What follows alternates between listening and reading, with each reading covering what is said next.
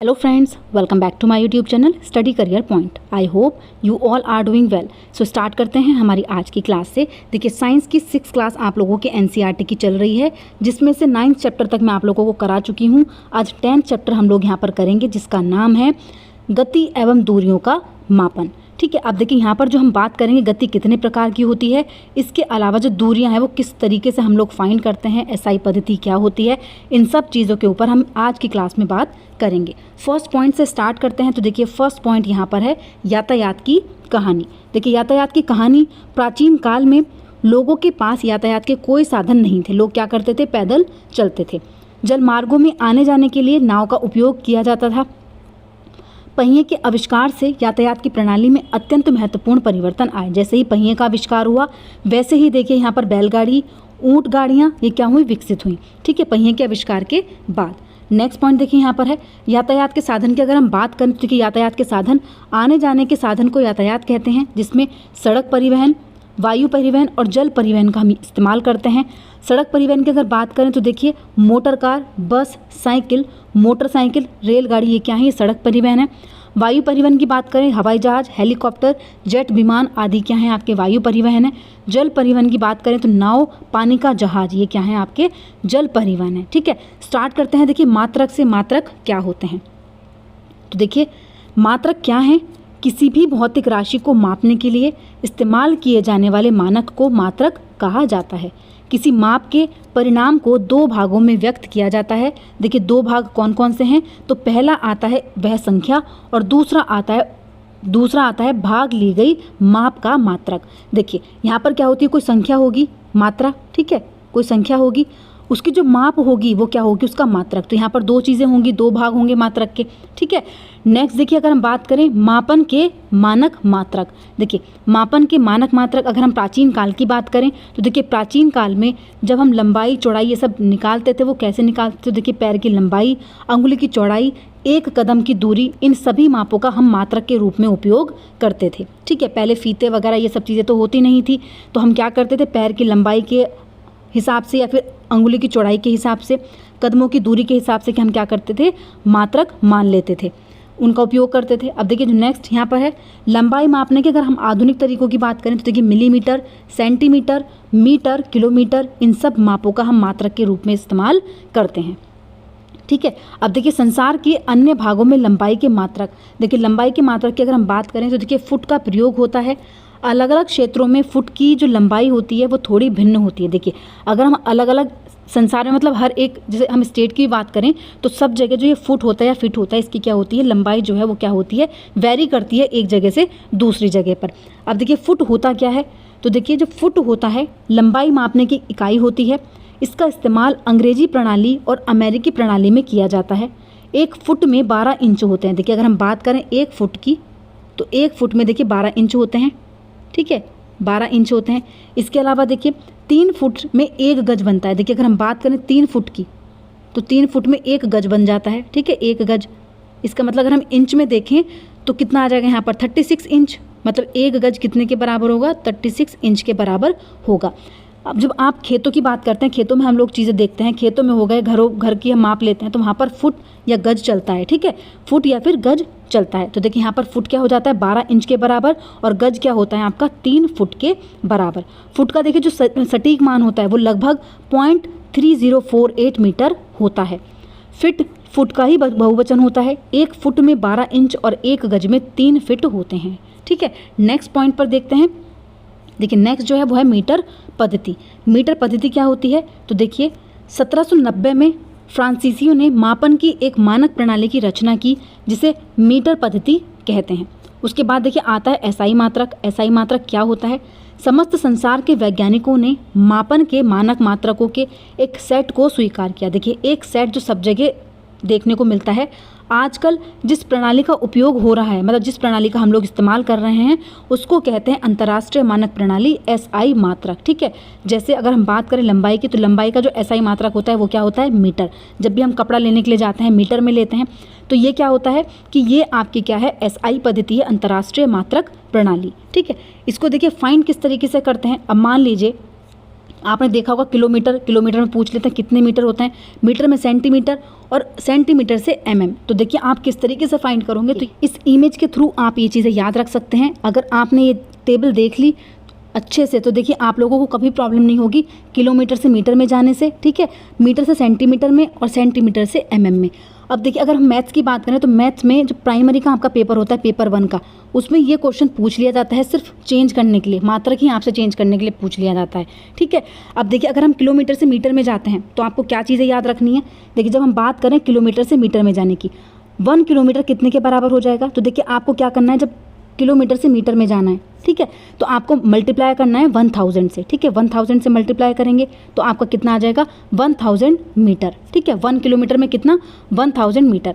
ऐसे जब आप मीटर से सेंटीमीटर में जाएंगे, मीटर से सेंटीमीटर में, तो देखिए मीटर से सेंटीमीटर में जाने के लिए आपको 100 से मल्टीप्लाई करना पड़ेगा, तो 1 मीटर कितने के बराबर हो जाएगा 100 सेंटीमीटर के बराबर, ठीक है। तो आपको ये इमेज याद रखनी है। अब मान लीजिए आपको यहाँ से यहाँ पर कूदना है, मतलब किलोमीटर से आपसे पूछ लिया कितने सेंटीमीटर होंगे, तो 1 किलोमीटर में कितने सेंटीमीटर हो जाएंगे, तो देखिए 1000 तो आपको यहीं पर मल्टीप्लाई करना है और 100 आपको यहाँ पर मल्टीप्लाई करना है, तो ये आपका क्या आ जाएगा, ये आपका सेंटीमीटर में आ जाएगा, ठीक है। तो देखिए आपको इस तरीके से चीज़ याद रखनी है। जब आप लोएस्ट में जाते हैं, देखिए किलोमीटर से मीटर में जा रहे हैं, फिर आप सेंटीमीटर में जा रहे हैं और फिर आप mm में जा रहे हैं, तो आप लोगों को बस यही ध्यान रखना है। जब आप आगे जाते हैं तो आपको 1000 फिर 100 उसके बाद 10 से मल्टीप्लाई करनी है। अब देखिए बात करें पीछे से सीक्वेंस में आने की, मान लीजिए 1 mm आपको दिया गया है, mm से आपको सेंटीमीटर में पूछ लिया गया है, ठीक है, mm से सेंटीमीटर में, तो आप क्या करेंगे यहाँ पर डिवाइड, पीछे से जब आप आएंगे तो आप डिवाइड करते हुए आएंगे, ठीक है, क्या करना है आपको डिवाइड करना है, ठीक है। तो देखिए ये चीज़ें आप लोगों को याद रखनी है। अब मान लीजिए एक एग्जाम्पल मैं आप लोगों को देती हूँ। यहाँ पर मान लीजिए 1000 दिया गया है, 1000 में पूछ लिया इन्होंने, 1000 सेंटीमीटर दिए गए हैं, इसको मीटर में चेंज करिए, इसको सेंटीमीटर को किस में मीटर में चेंज करिए। तो आपको क्या करना पड़ेगा, जब आप सेंटीमीटर से मीटर में जाएंगे तो आपको क्या करना पड़ेगा 100 से डिवाइड, ठीक है, 100 से डिवाइड करना पड़ेगा, तो यहाँ से कितना बच जाएगा आपका 10, ठीक है, तो कितना आ जाएगा 10 मीटर, ठीक है। तो क्लियर हुई ये चीज़। जब आप आगे जाएंगे मतलब बड़े उस पर जाएंगे तो आपको क्या करना पड़ेगा डिवाइड करना है। जब आप किलोमीटर से मीटर, मीटर से सेंटीमीटर, सेंटीमीटर से mm में आएंगे तो आप लोगों को मल्टीप्लाई करनी पड़ेगी, ठीक है। तो ये टेबल याद रख लीजिए, आपको कभी भी गड़बड़ नहीं होगी चीज़ों को बताने में। नेक्स्ट देखिए बात करें किलोमीटर की, तो देखिए लंबी दूरियों के मापन के लिए बड़े मात्रक का प्रयोग करते हैं, जैसे 1 kilometre is equal to 1000 metre, ठीक है। ऐसे ही सेंटीमीटर, प्रत्येक मीटर को 100 बराबर भागों में विभाजित किया जाता है जिन्हें सेंटीमीटर कहते हैं। ऐसे ही मिलीमीटर, 1 सेंटीमीटर के 10 बराबर भाग होते हैं जिन्हें मिलीमीटर कहते हैं, ठीक है। तो देखिए यहाँ पर 1 metre is equal to 100 centimetre, उसके बाद 1 सेंटीमीटर कितने के बराबर हो जाता है, तो 10 mm के बराबर हो जाता है। नेक्स्ट देखिए, नेक्स्ट अगर हम बात करें देखिए गति की, गति क्या होती है, ठीक है। किसी भी वस्तु की स्थिति में समय के साथ परिवर्तन को ही गति कहते हैं। जब भी हम किसी वस्तु की स्थिति में समय के साथ कोई चेंज देखते हैं तो वो क्या कहलाई जाती है, उसकी गति कहलाई जाती है। अब गति देखिए काफ़ी टाइप की होती है, लेकिन जो बुक में आप लोगों को दी गई हैं वो गतियाँ मैं आपको यहाँ पर बता रही हूँ। फर्स्ट देखिए आती है आपकी सरल रेखीय गति। सरल रेखीय गति क्या होती है, जब कोई वस्तु सदैव एक सरल रेखा में गति करती है तो उसकी गति सरल रेखीय गति कहलाती है। जब एक सीधी रेखा में कोई गति करता है तो वो क्या होता है, वो सरल रेखीय गति होती है। जैसे अगर हम बात करें उदाहरण की, परेड में सिपाहियों के मार्च पास्ट की गति, देखिए परेड की अगर हम बात करें, जो सिपाही लोग चलते हैं वो क्या करते हैं, सदैव सरल रेखा में ही क्या करते हैं, वो गति करते हैं, ठीक है। तो देखिए यहाँ पर ये क्या कर रहे हैं, सरल रेखा में ही गति कर रहे हैं, तो ये क्या हो जाएगी आपकी सरल रेखीय गति हो जाएगी। इसी प्रकार देखिए जो बस या गाड़ी होती हैं ये क्या होती हैं, ये सरल रेखीय गति में ही गति करती हैं, ठीक है। तो ये कुछ उदाहरण है किस चीज़ के, सरल रेखीय गति के। नेक्स्ट अगर हम बात करें देखिए वर्तुल गति, जिसको हम वृत्ताकार गति भी कहते हैं। वर्तुल गति, जब कोई वस्तु वृत्ताकार मार्ग पर गति करती है तो उसकी गति वर्तुल गति कहलाती है। जैसे अगर हम उदाहरण की बात करें, किसी घड़ी की सुई की गति, पंखे की पंखुड़ियों की गति, ये क्या होती हैं, ये वर्तुल वृत्ताकार पथ में जो गति होती है। तो देखिए आपने घड़ी को देखा होगा, घड़ी की सुइयाँ गोल गोल गोल गोल, ठीक है, वृत्ताकार मार्ग में गति करती हैं, तो वो क्या हो जाएगी आपकी वर्तुल गति हो जाएगी। इमेज के थ्रू देखें तो देखिए जैसे बैलों की गति होती है, जब आप देखते हैं खेतों में तो ये बैलों की जो गति होती है वो क्या होती है, वृत्ताकार होती है, वर्तुल गति होती है। ठीक है। घड़ी जो होती है, घड़ी की जो सुइयाँ होती हैं वो क्या होती है, वर्तुल गति होती है। पंखे की पंखुड़ियाँ जो घूमती हैं वो वृत्ताकार पथ में घूमती हैं, मतलब वर्तुल गति करती हुई वस्तुएं हैं ये। तो ये सारे आपके क्या हो जाते हैं, वर्तुल गति के एग्जाम्पल हो जाते हैं। नेक्स्ट देखिए, नेक्स्ट अगर हम बात करें आवर्ती गति की, तो देखिए आवर्ती गति क्या होती है, जब कोई वस्तु एक निश्चित समय अंतराल के बाद अपनी गति को दोहराती है। देखिए जब एक निश्चित समय अंतराल के बाद, जैसे आपने पेंडुलम देखा होगा, घड़ी का पेंडुलम होता है, उसको हमने इधर खींचा तो वो इधर से जाके वापस इधर ही आता है, ठीक है। तो वो क्या कर रहा है कि एक निश्चित समय अंतराल के बाद वो अपनी गति को दोहराता है, ठीक है। मान लीजिए हमने उसको इधर खींचा तो वो यहाँ जाके फिर से यहीं आएगा, यहाँ जाके फिर से यहीं आएगा, ठीक है। तो ये क्या होती है, किसी पेंडुलम की गति जो होती है वो क्या होती है, आवर्ती गति होती है। क्यों? क्योंकि जब भी कोई वस्तु एक निश्चित समय अंतराल के बाद अपनी गति को दोहराती है तो वो क्या होती है, इस प्रकार की गति आपकी आवर्ती गति होती है। जैसे आपने स्प्रिंग देखे होंगे, स्प्रिंग को जब आप खींचते हैं तो वो बड़ा हो जाता है, फिर वो उसी पोजीशन में अपना वापस आ जाता है, ठीक है। तो वही उसी गति को वो बार बार दोहराता रहता है। ऐसे अगर हम बात करें, देखिए झूला झूलते हुए बालक की गति, अगर हम एग्जाम्पल की बात करें, झूला झूलते हुए बच्चे को आपने देखा होगा, झूला आगे जाता है फिर वापस उसी पोजीशन में आता है, फिर आगे जाता है फिर उसी पोजीशन में आता है, ठीक है। तो ये क्या होती है, ये आवर्ती गति होती है। स्प्रिंग को खींचने पर होने वाली गति, इसके अलावा घड़ी के पेंडुलम की गति, ये क्या हो जाती हैं, आवर्ती गति के एग्जाम्पल होते हैं। नेक्स्ट देखते हैं, देखिए इस तरीके से जब आप झूला झूलते हुए देखोगे किसी को तो ये क्या होती है, आवर्ती गति होती है। इसके अलावा पेंडुलम की गति, ठीक है, घड़ी के पेंडुलम की गति, घंटे की जो होती है, तबला, ठीक है। तो ये क्या होते हैं, इनकी जो गति होती है वो क्या होती है, आवर्ती गति होती है। नेक्स्ट अगर बात करें, देखिए घूर्णन गति, घूर्णन गति क्या होती है, जब कोई वस्तु अपने अक्ष के चारों ओर घूमती है तो उसकी जो गति होती है वो क्या कहलाती है, घूर्णन गति कहलाती है, ठीक है। तो जब कोई वस्तु अपने ही अक्ष के चारों ओर घूमती है, ठीक है, जैसे पृथ्वी जब अपने ही अक्ष के चारों ओर घूमती है तो वो क्या होती है, वो घूर्णन गति कहलाती है, ठीक है। नेक्स्ट देखिए, अगर हम इसके एग्जाम्पल की बात करें तो देखिए सबसे बेस्ट एग्जाम्पल है इसका लट्टू का।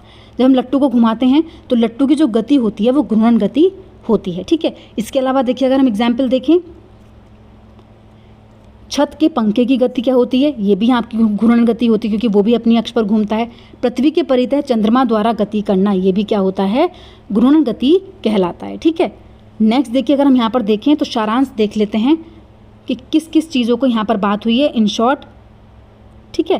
तो देखिए फर्स्ट पॉइंट यहाँ पर देखते हैं, एक स्थान से दूसरे स्थान तक जाने के लिए परिवहन के विभिन्न साधनों का उपयोग किया जाता है। देखिए जब हम एक स्थान से दूसरे स्थान पर जाते हैं तो हम क्या करते हैं, परिवहन का इस्तेमाल करते हैं।